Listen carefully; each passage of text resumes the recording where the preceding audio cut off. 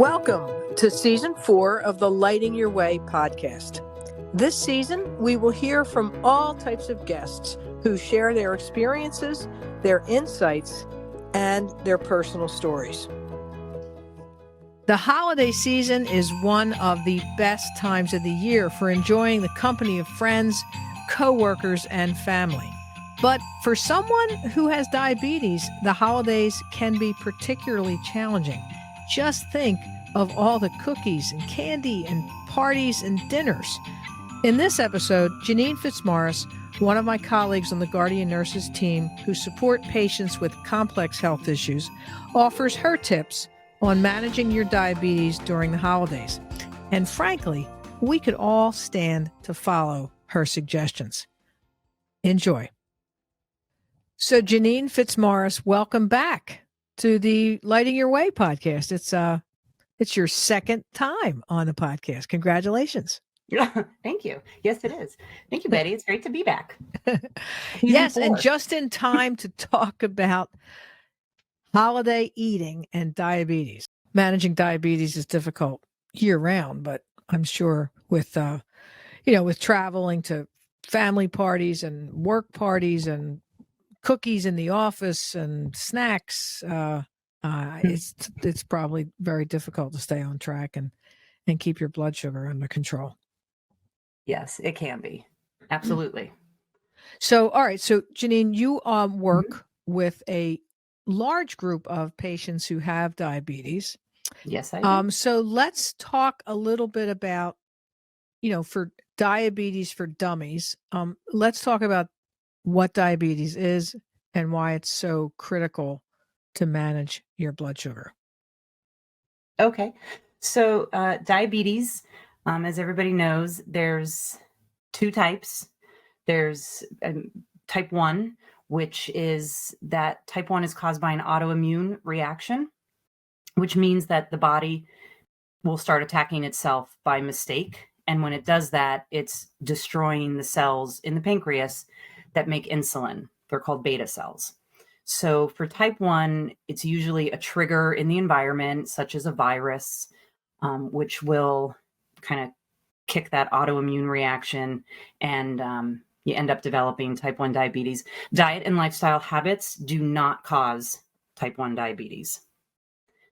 Type 2 diabetes, which is the more well-known one, is where you have an insulin resistance issue. And what that means is that insulin, which is a hormone made by your pancreas, it will act like a key that will open up your cells to let the blood sugar in. So the blood sugar will come out of the bloodstream and enter into the cells, which helps give our body energy.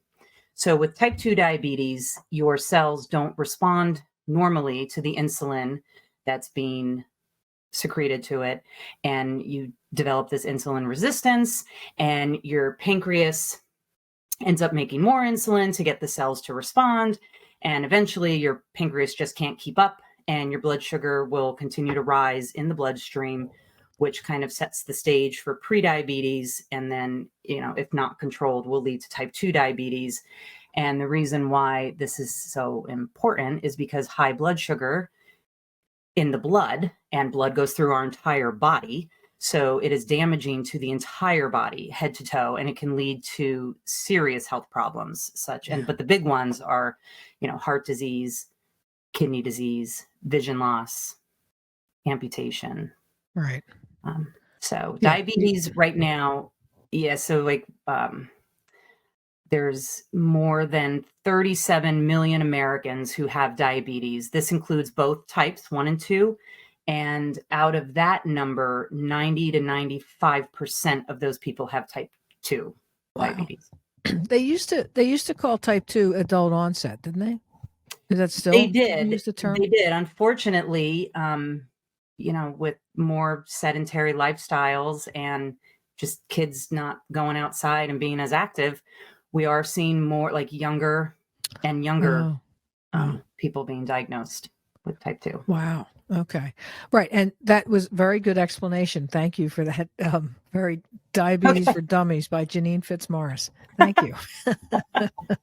I try. Um, I try. right. And I think you and I have talked in the past that obesity, at least in my head, is the number one public health problem that we have. And obviously, obesity is contributing.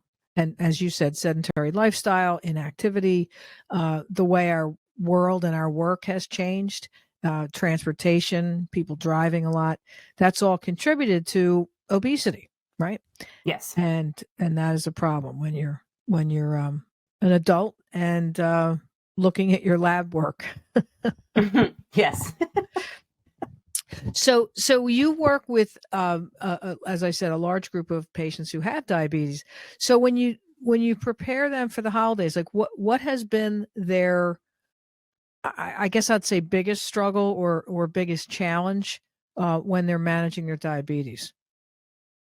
So my people, when I first start talking to them and I find out where they're struggling the most, it always comes back to diet and knowing what to eat, how to eat it, understanding a serving size, reading a nutrition label, understanding the amount of carbohydrates that are in a food or a serving or a meal, and just knowing, like I said, like the serving size of foods to eat. I always kind of go back to my patients, and we do talk a lot about the My Plate method, which you can find on, like the American Diabetes Association website. So I do tell my guys, when you sit down and look at a plate, like picture, half of it you want to fill with your non-starchy vegetables, beans, salad, asparagus, carrots, anything like that. Half the plate. We do not eat enough vegetables in this Okay. Yes, ma'am. population. Yes, ma'am. Okay. Have you So seen my kitchen of late? Yes, I understand. No, we need to eat more vegetables. as a whole, we do not eat enough vegetables. We need to eat more.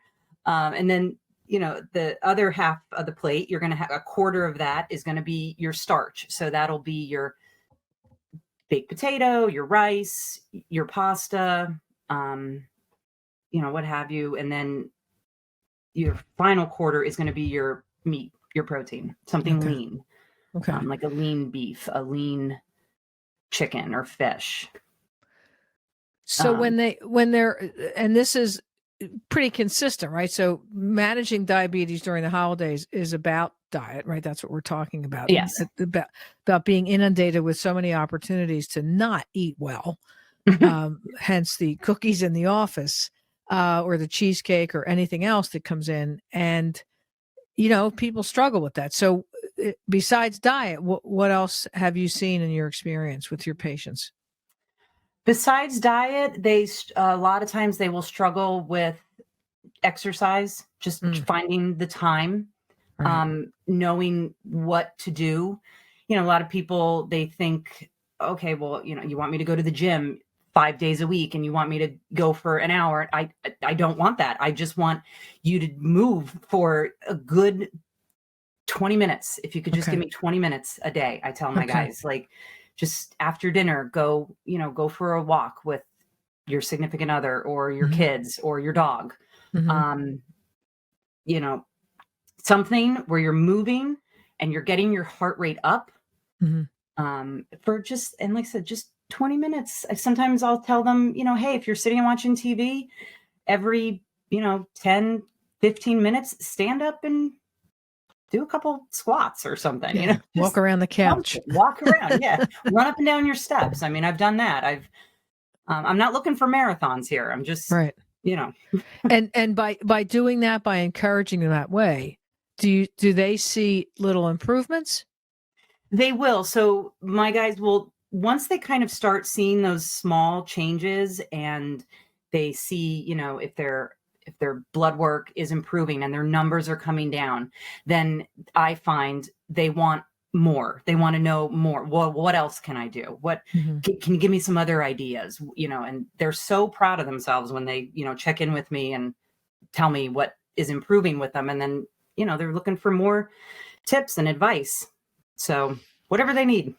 Yeah. So one of the things we were talking about among a group of our nurses who deal with patients with diabetes was, the hemoglobin A1C, which is the industry standard for for seeing how well someone is managing their blood sugar. You see the post-holiday hemoglobin A1C rise significantly Yes. because of the holidays, right? I mean, they're coming in January and February, and you're seeing a bump up. Yes, you will. And, because, hey, it's the holidays. They went off track. That's okay. You can get back on track, but, you don't want to go too far off the beaten path because it's going to take time. It's going to take you at least another 3 to up to 6 months to see those numbers kind of come back around and in a good place. And, if you spend all year working so hard to get good control, right, to then lose it just because, it's the holidays and I wanted to eat and snack and have fun. And you can still do that. You just have to be a little smarter about it. Okay. Well, that seems like a good segue into our tips for the holidays. I know there's alcohol involved. There's lots of, sweets. There's lots of starch, lots of food. So if diet is the number one issue and or I guess not inactivity, but trying to move and trying to be more active, what do you recommend as we head into the holiday season for your patients?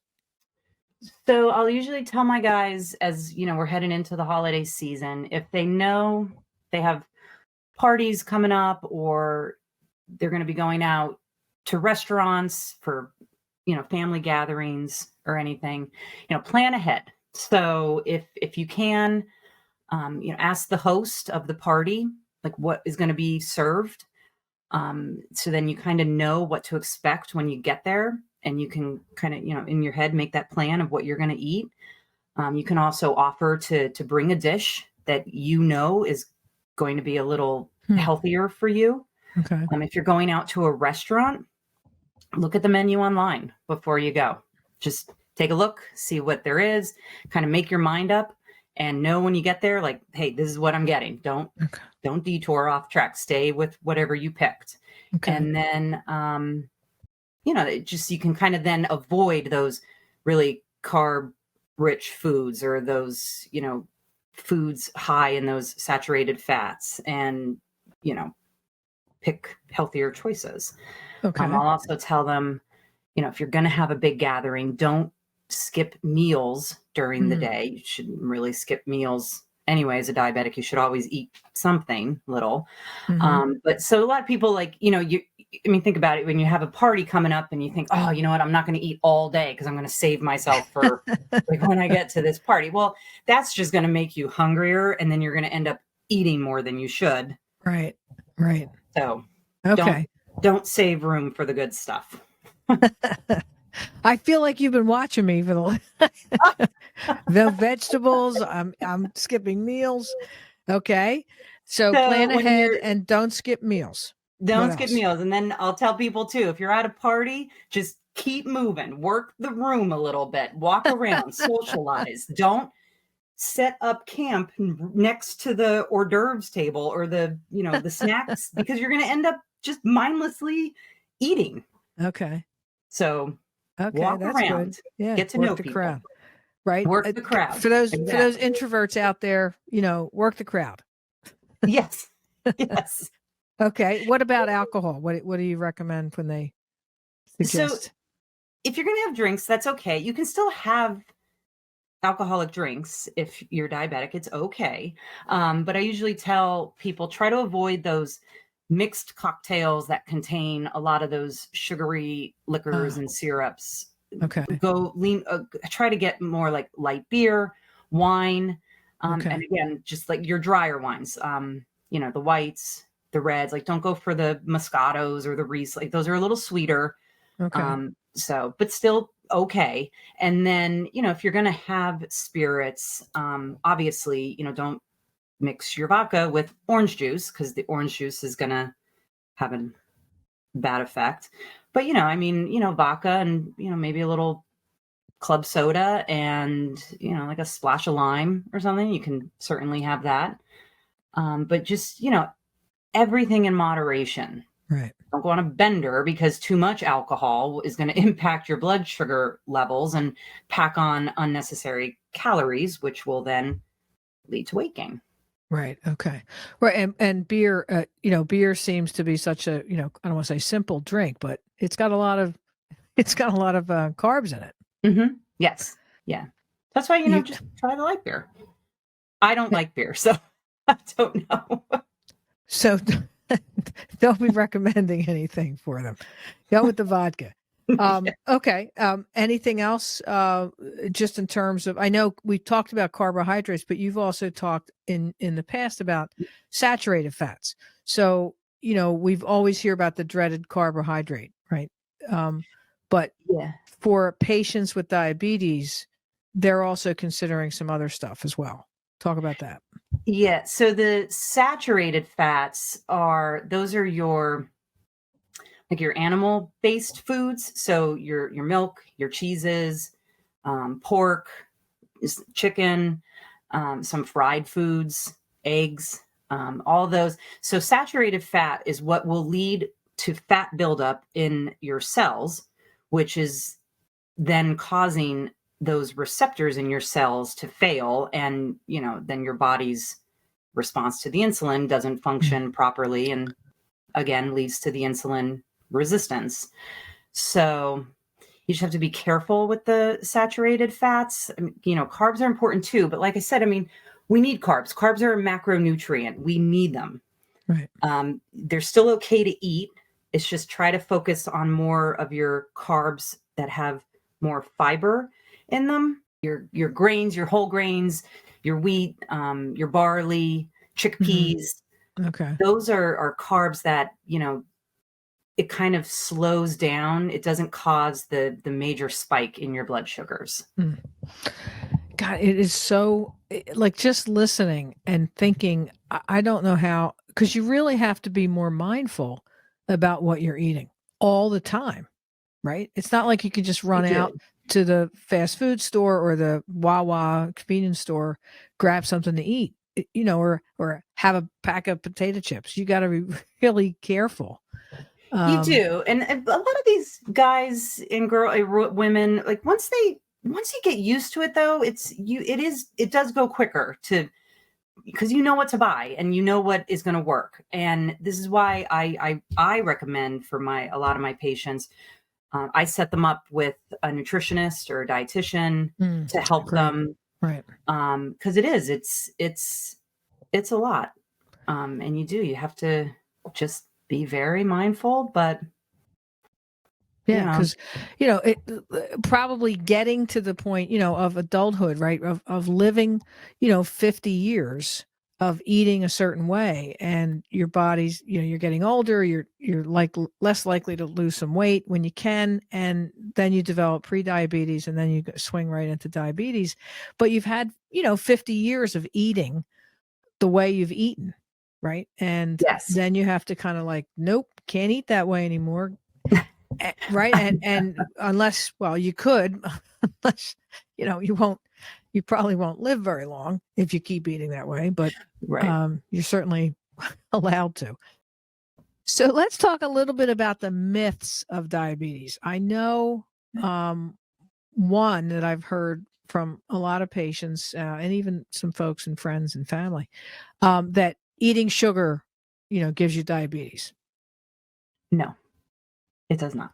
Right. Because can I say that? Because I've been eating sugar my whole life.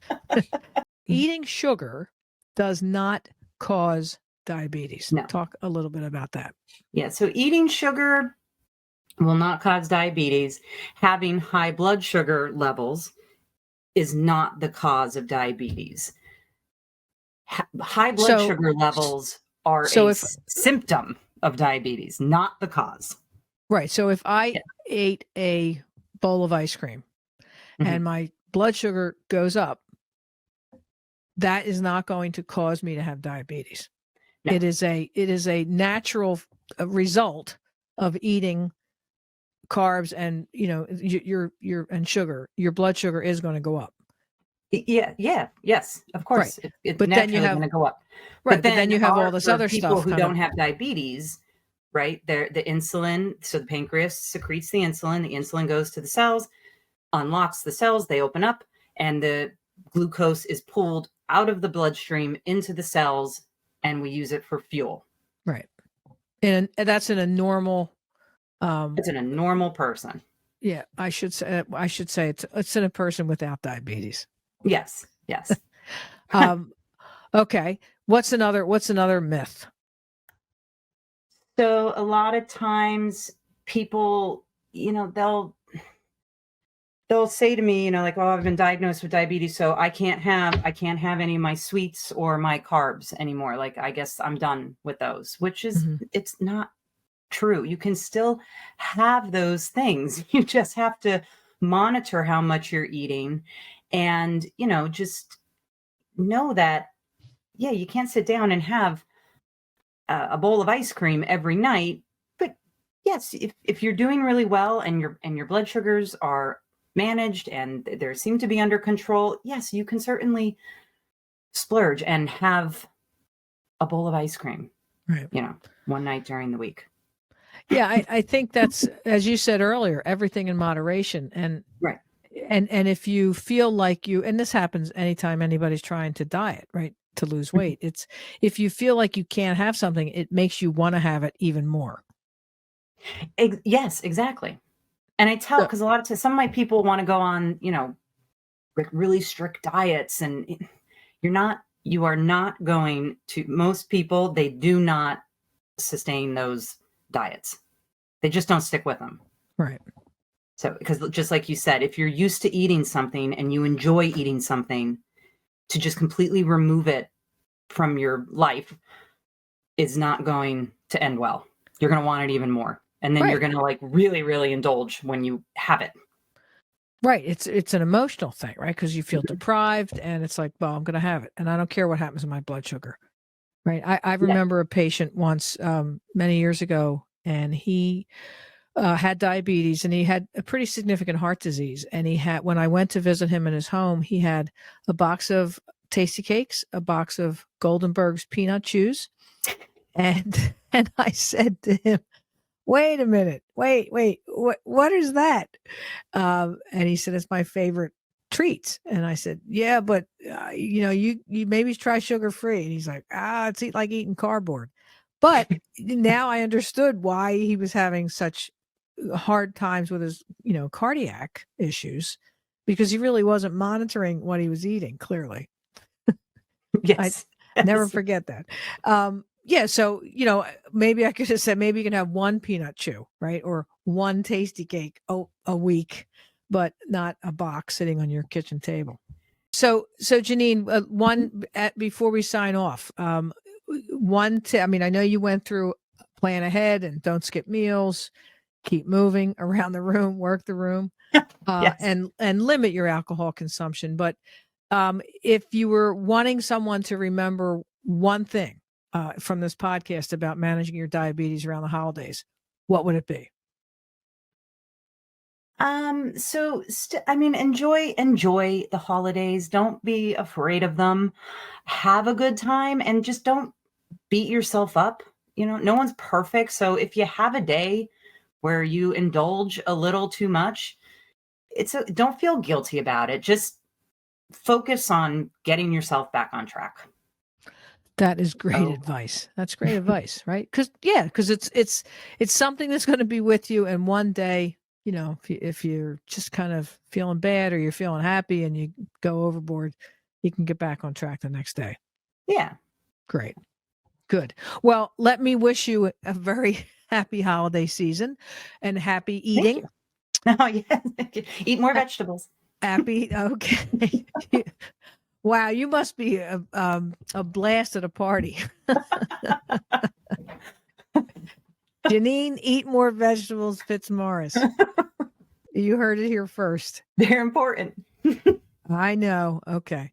Jeneane, thank you for coming on, and thank you for all your work that you're doing with your patients. Oh, you're welcome. Thank you, Betty. Okay. Bye-bye. Bye-bye. Thank you for joining us this week. You can find the Lighting Your Way podcast on Apple Podcasts, Google, YouTube, Spotify, and Stitcher. If you liked what you heard, tell a friend and leave us a review. You can learn all about the work that Guardian Nurses does on our website, guardiannurses.com. All of us on the team wish you a healthy and happy holiday season with your family and friends. Take care.